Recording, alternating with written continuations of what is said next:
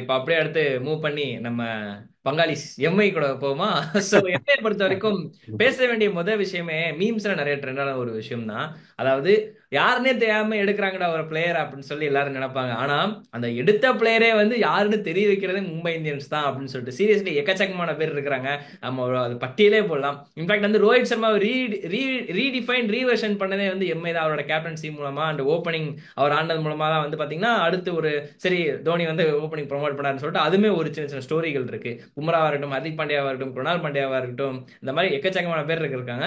So அப்படி இருக்க போகும்போது ராபின் மின்ஸ்ன்ற ஒரு பிளேயர் எடுத்துருக்காங்க. அப்புறம் ராஜ்ன்ற ஒரு பிளேயர் அண்டர் 19 ராஜ் பாவா அவங்களையும் எடுத்திருக்கிறாங்க. அப்படின்றப்போ இதுக்கடுத்து ஸோ மும்பை இந்த மாதிரி ஸ்கவுட்டிங் பண்றதுல வந்து கை தேர்ந்தாங்க. ஸோ இதை பத்தி ஃபர்ஸ்ட் என்ன நினைக்கிறேன், நான் அதான் கேட்கணும்னு நினைச்சிருந்தேன் உங்கள்கிட்ட. கண்டிப்பாக நீங்க அந்த ராபின் வின்ஸ் பத்தி பேசியிருந்தீங்க. Beautiful story G. சிலப்போ ரொம்ப பெருமையாவும் இருக்கு, அட் த சேம் டைம் பாவமா இருக்கு. லாஸ்ட் இயர் ஜிடிஏ நல்ல பிரைஸுக்கு எடுத்தாங்க அவரு. அவங்கள மாதிரி ட்ரைபல் கிரிக்கெட்டர் ஒருத்தர் வராரு, ட்ரைபல் இது கம்யூனிட்டிலேருந்து ஒருத்தவங்க வந்து அவ்வளவு பெரிய ஆள் ஆயிருக்குன்னா it leaves inspiration to lot of அதர்ஸ்ன்ற மாதிரி நம்ம சொல்லலாம். அண்ட் அவரால் பட் லாஸ்ட் இயர் ஐபிஎல்ல கலந்துக்க முடியல. ஐ திங்க் ஆக்சிடென்ட் ஆயிடுச்சுன்னு நினைக்கிறேன். Bike but accident. திரும்ப யா டிசர்விங் ஆப்பர்ச்சுனிட்டி. அண்ட் எந்த டீமுக்கு வரணுமோ அந்த டீமுக்கு வந்து சேர்ந்துட்டாருன்னு நினைப்பேன். And என்ன மாதிரி சுச்சுவேஷன்ல பாருங்களேன், உங்களுக்கு இருக்கிற விக்கெட் கீப்பர் இன்னொருத்தர் ஃபாரின் விக்கெட் கீப்பர் தான். இன்கேஸ் நீங்க வந்து ஆடணும்னா உங்களுக்கு பயங்கரமான சான்ஸ் இருக்கு. அவர் நல்லா பண்ணலன்னா நான் உடனே வந்துருவேன். அண்ட் அவருமே வந்து ஒரு பெரிய எக்ஸ்பீரியன்ஸ்டான நேம் கிடையாது. அவரும் ஒரு வளர்ந்து வர கிரிக்கெட்டர் தான். And I think Robin Minz will get to play இனி கேம் நான் நினைக்கிறேன். So super opportunity. MI scouting பத்தி கேட்கவே வேணாம். நீங்க சொன்ன நேம்ஸ் ஆகட்டும், திலக் வர்மா ஆகட்டும், எல்லாருமே எடுத்துதான். பெரும்பாலுமா எப்படின்னா ஃபார்முக்கு நீங்க இல்ல ஃபார்ம்ல இல்லைன்னா சென்னைக்கு வாங்க, நாங்க ஃபார்ம் ஏத்தி விட்டுறோம் அப்படின்ற மாதிரி அது ஒரு கல்ச்சர். இல்ல நான் யாருன்னே தெரியாதவன நான் ஊருக்கே தெரிய வைக்கிறேன்ற மாதிரி ஒரு டீம் எம்ஐ. ஸோ கடப்பார பேட்டிங்கு. ஸோ எம்ஐ வந்து has done a very good job ஜி. அதாவது நம்ம அம்பானி போய் கை கொடுத்ததை பார்த்தோம், வில் ஜாக்ஸ் பர்ச்சேஸ் முடிச்சுட்டு. அதுலயே உங்களுக்கு தெரியலாம்ல, ஒரு டீமுக்கு செம்ம பர்ஸ் இருந்தோம், ஆர்டினரியா ஒரு ஆக்ஷன் பண்ணது எப்படி, ஒரு டீமுக்கு வந்து ஆர்டினரி பர்சன் செம்ம ஆக்ஷன் பண்ணது எப்படின்றது கத்து கொடுத்த ஒரு டீம். அதாவது வந்து அங்கே தெரியுது எம்ஐனா யாரு, எந்த லெவலுக்கு அவங்க வந்து பிசினஸ் பண்றாங்க. அண்ட் கிரிக்கெட் ஐபிஎல் எப்படி வந்து ஒரு எக்ஸ்பர்ட் லெவல்ல ஒரு ஐபிஎல் டீம் வச்சிருக்காங்க, எந்த மாதிரி பிளேயர் கம்ஃபர்ட் கொடுக்குறாங்க, எந்த மாதிரி பிளேயரை ரெக்ரூட் பண்ணி எடுக்கிறாங்கன்றத எம்ஐட்ட கத்துக்கலாம். அண்ட் செம்ம காம்பினேஷன் இருக்கு. அண்ட் நான் அதே அப்படியே மாதிரி நான் தான் வரேன், நான் வரேன். கண்டிப்பா போயிடலாம். ஃபர்ஸ்ட் அப்படியே நம்ம அந்த பவுலிங் யூனிட் போயிடலாமா. பேட்டிங்லாம் ஒரு ஓரம் கட்டுங்க. பவுலிங் பும்ரா, போல்ட், தீபக் சகர்.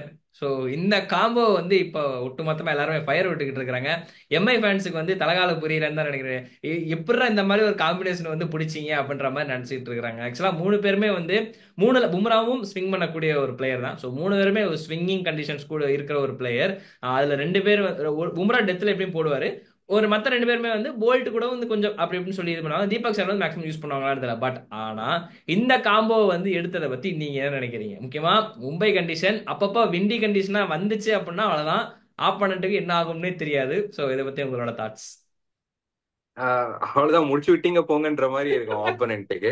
நோ இருங்க பட் போய் அந்த மாதிரிதான். பட் தீபக் சாரோட ஃபிட்னஸ் மட்டும்தான் எனக்கு ஒரே வருத்தம் தவிர மற்றபடி I hope is fit. And Mi அந்த மாதிரி ஒரு சேலஞ்ச் கொடுக்கணுங்க எல்லா டீமுக்கும். அண்ட் அந்த எம்ஐயும் நல்லா ஒரு ஆக்ஷன் பண்ணிருக்கு, சிஎஸ்கேவும் நல்லா ஆக்ஷன் பண்ணிருக்குன்னா செம்ம போட்டியா இருக்கும் ஐபிஎல்லே பாக்குறதுக்கு.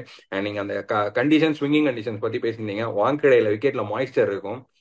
அண்ட் அந்த ட்விலைட் டைம்ல ஓகே எப்படியும் அப்ப ஐபிஎல் ஆட மாட்டாங்க, பட் ஸ்டில் மாய்ஸ்சர் இருக்கும்போது நீங்க டாஸ் வின் பண்ணி பவுலிங் எடுத்துட்டீங்க, இல்ல டே கேம்ஸ்ல வந்து நீங்க செகண்ட் பவுலிங்கா இருக்கீங்க, அந்த ட்விலைட் கண்டிஷன்ஸ் நீங்க ஆடுறீங்கன்னா செம்ம டெட்லியா இருக்கும் ஜி. மூணு பேருமே உள்ள வெளில ஜிங் சக்னு போடுவாங்க. அண்ட் பவர் பிளே வந்து டூ டூ டூ சார்ட்டட். தீபக் சாரால டெத்ல போட முடியாதுன்னு இல்லை, ஒரு ஓவர் கண்டிப்பா உங்களுக்கு கொடுப்பாரு. போல்ட்டும் நல்லா டெத்ல போடக்கூடிய ஆளு. என்னதான் பவர் பிளே அவர் ஸ்ட்ரென்த்தா இருந்தாலும் டெத்லயும் அவரால் கான்ட்ரிபியூட் பண்ண முடியும். அண்ட் பும்ரா கேட்கவே வேணாம், ஹர்திக் பாண்டியாவாலையும் ஸ்விங் பண்ண முடியும். அது ஒண்ணு. அது தவிர அந்த அல்லாஹ் கசான்ஃபாரையும் எடுத்து வச்சிட்டாங்க, சாண்ட்னரை பேஸுக்கு எடுத்து வச்சிருக்காங்க. அவங்களும் சேர்த்து இது எனக்கு என்னன்னே புரியல. கண்டிப்பா stunt by their action. Bowling வந்து பேட்டிங் நீங்க ஓர கண்டுன்னு சொன்னீங்களா, என்னால அதுவே ஜீர்ணிக்க முடியல. அது ஓரமே கட்ட அடுத்து முடியாத ஒரு வரேன் பேட்டிங். அடுத்து வரேன்னு சொன்னேன். ஓரங்கட்டினா அப்படி கிடையாது, அடுத்து வரேன் அப்படின்னு. ஆக்சுவலா பேட்டிங் இல்ல புரியுது, சும்மா ஜாலிக்கு சொன்னேன். பட் செம்ம டீம் தலைவா. ஓகே, பேட்டிங்கை பொறுத்த வரைக்கும் ரோஹித்ல வந்து ரோஹித் சர்மா இங்கிட்ட ஒன் சைடு ஓப்பனிங்னா இங்கிட்டு வில் ஜாக்ஸ் ஒரு side opening. One down Tilak Varma, two down SKY, three down Hardik Pandya, four down Robin Minz. So இந்த மாதிரி இப்படி ஒரு படை இருக்க போகும்போது அடுத்து மிச்சல் சாட்னர். இதை பத்தி என்ன நினைக்கிறீங்க? ஆப்போனண்ட் இதனால என்ன சொல்ல வராங்க, 6வது கப்பு எங்க பேர்ல தனியா எடுத்து வைங்க அப்படின்னு சொல்றாங்களா?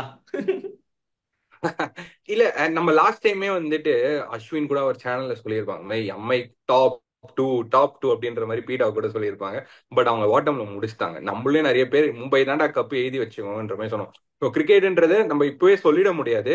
பட் ஆன் பேப்பர்ஸ் எனக்கு definitely a team to to be beaten by others தான். கண்டிப்பா வந்து ஒரு மாதிரி பயமா இருக்கு அந்த டீமை பார்த்தாலே. ஏன்னா ஒன்னு பேட்டிங் ஹெவியா இருக்கும், சில டீம் பவுலிங் ஹெவியா இருக்கும். அந்த பேலன்ஸை கரெக்டா ஸ்ட்ரைக் பண்ணியிருக்காங்க. ம். அண்ட் ராபின் மின்ஸ் மாதிரி ஒரு கிரிக்கெட்டருக்கு ஒரு டிஃபரன்ஸ் கிரியேட் பண்ணும். முதல் ஐபிஎல் நீங்க இந்த மாதிரி ஒரு டீம்ல பாட்டா இருக்கீங்க, சுத்தி ஸ்டார்ஸா இருக்கீங்க. ஒரு எனக்கு அப்படியே நீங்க நினைச்சு பாருங்களா அவருக்கு எப்படி இருந்திருக்கும்.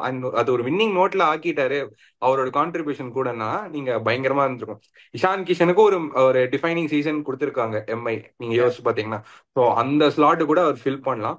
பட் பேட்டிங் பத்தி பயமா தாங்க இருக்கும். ஏன்னா மிச்சல் சாண்டர் வந்து என்னடா வகுடத்த மூடி புடி கண்ணாடி எல்லாம் போட்டு சும்மா நினைச்சியா நானும் அடிச்சு வின் பண்ணி கொடுப்பேன்டான்ற மாதிரி ஒரு கிரிக்கெட்டர் அவரு. சிஎஸ்கேல பெரும்பாலுமா சான்ஸ் கிடைக்காதனாலும் ஜடேஜாக்கு லைக் டு லைக்ன்றதுனால இங்க வந்து கண்டிப்பா யூஸ் ஆவாரு ஜி. எனக்கு தெரிஞ்சு ஒரு மாதிரி பயமா தான் இருக்கு. ஆனா அது மட்டும் இல்ல, அந்த நம்மந்தீர் வேற இருக்காருல்ல. ஸோ அவருமே இருக்காரு ஆக்சுவலா.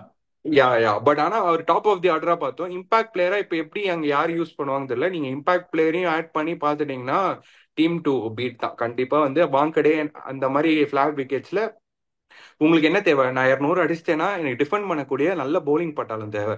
அதையும் எடுத்து வச்சிட்டாங்க. So definitely very good team G. Okay bro, இப்ப கடைசியா one final question. Chennai best, கண்டிப்பா. மும்பை பெஸ்டா? ஆஹ் எல்லாரும் மாதிரியும் இந்த கண்ணா அந்த கண்ணா அப்படிலாம் நான் சொல்ல மாட்டேன். கண்டிப்பா வந்து Mumbai has better experience players நான் சொல்லுவேன். எடுத்த பிளேயர்ஸ்ல ஒன்னு ரெண்டு பேர் தான் இன்னும் எக்ஸ்பீரியன்ஸ் தெரியுதாங்க. பட் சென்னைக்கு வந்து but still yet to be tested few cricketers tested நல்லா இது பண்ணியிருக்காங்க. பட் அந்த லெவலுக்கு இன்னும் பெருசா பண்ணது இல்லை சென்னையில.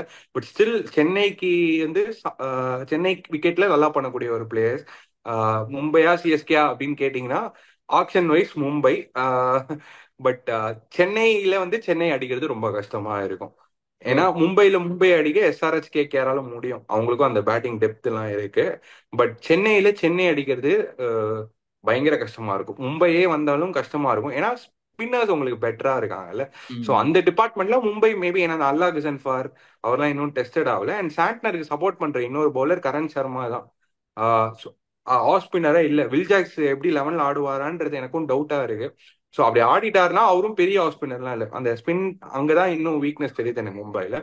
ஸோ கண்டிப்பா சென்னையில Chennai. But on a whole நீங்க பாத்தீங்கன்னா Mumbai. Okay bro, okay bro. So thank you. எனக்கு தெரிஞ்சு நல்ல ஒரு பயங்கரமான ரிவ்யூ செஷன் போயிருந்துச்சு. பாப்போம் ஆடியன்ஸ் அதுக்கு ஏற்ற மாதிரி மக்களோட கருத்து என்ன அப்படின்ற கீழே கமெண்ட் பண்ணுவாங்க. ஸோ அது தாராளமாக கமெண்ட் பண்ண மக்களே. மகாதேவன் ப்ரோ சொன்னதுக்கும் அண்ட் என்னோட கொஸ்டின்ஸ்க்கும் ஏற்ற மாதிரி நீங்களும் தாராளமாக கமெண்ட் பண்ணலாம். அண்ட் வேற ஒரு வீடியோ தரவங்களை சந்திக்கிறேன். நன்றி தன் வணக்கம். And thanks Mahadevan bro. Next time வந்து வேற ஒரு ரிவ்யூல வந்து உங்களை பார்க்குறேன். Thank you so much. Thank you so much. Support பண்ணிட்டே இருங்க, உங்க கமெண்ட்ஸை போடுங்க, நானும் இம்ப்ரூவ் பண்றேன் ரிவ்யூஸ்ல.